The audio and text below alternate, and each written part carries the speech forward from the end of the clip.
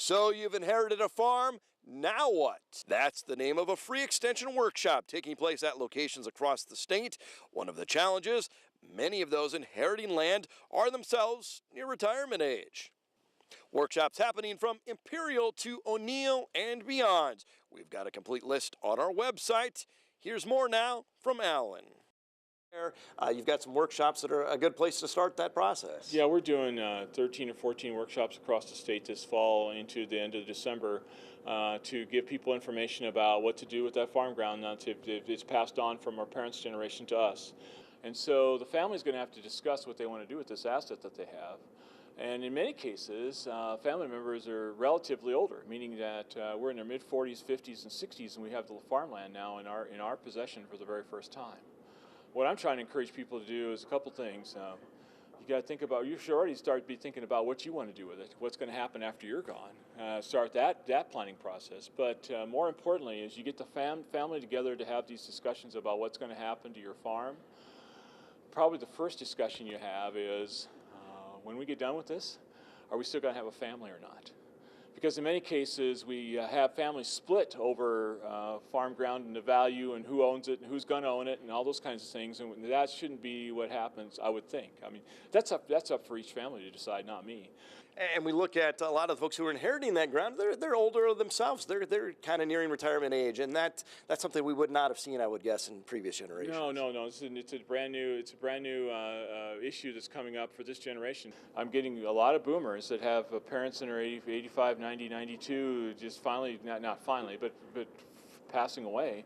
So they have farm ground for the first time in their life that they are actually in charge of, and they're well into their 60s. And so it's a very interesting phenomenon that didn't happen in previous generations. This is the first time it's happened. There's even some generational issues that come into play in different mindsets. A lot of those things. Yeah. So one of the interesting issues is how do you be fair or equitable to that on-farm civ that may be farming the ground? Mom and dad passed away. It goes to the kids, but there's been one farmer out there for 30 or 40 years taking that care of that with mom and dad. And so is that fair or is that equitable? Our parents' generation tend to think that if you had 4 kids and they passed on, the land should be split in 25, 25, 25, 25. But that may not be exactly fair. It may not be given the on-farm civ the compensation that they needed for all the sweat equity they put into that for decades. And so maybe the better way to do that is to be equitable about it, which is not equal. Be fair about it, which is not equal. Give that on-farm civ a bigger chunk, if you will, depending on how the decisions have been made in the past, and be very equitable as you look at how you're going to disperse that farm ground. Yeah. Well, Alan, thanks so much. Thanks for having me. And we're just days away from the Gateway Farm Expo. Held at the Buffalo County Fairgrounds, you'll see dozens of vendors, plus speakers on taxes, herbicide-resistant weeds, and more. Gateway Farm Expo takes place Wednesday and Thursday, and there's a great farm show in McCook as well. A record crowd raises a record amount to support youth in agriculture. The 40th annual Egg Appreciation Banquet put on by the Hastings Chamber of Commerce attracted around 800 people and raised around $1,800 to support youth.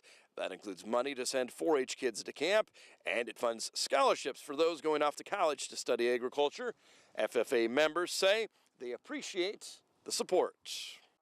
Very optimistic just to see how much support there is for organizations like us, and then also for the agricultural industry. You don't realize how many people are tied to it and how many people are involved with it until you get to come to an event like this. The annual event, a laid-back affair to celebrate the industry. Yours truly got the chance to MC. This year they honored Larry Meyer, who retired from Equalizer Midwest, as the Aggie of the Year. Weather is up next. Later we get hands-on with careers in agriculture through FFA. Stay with us.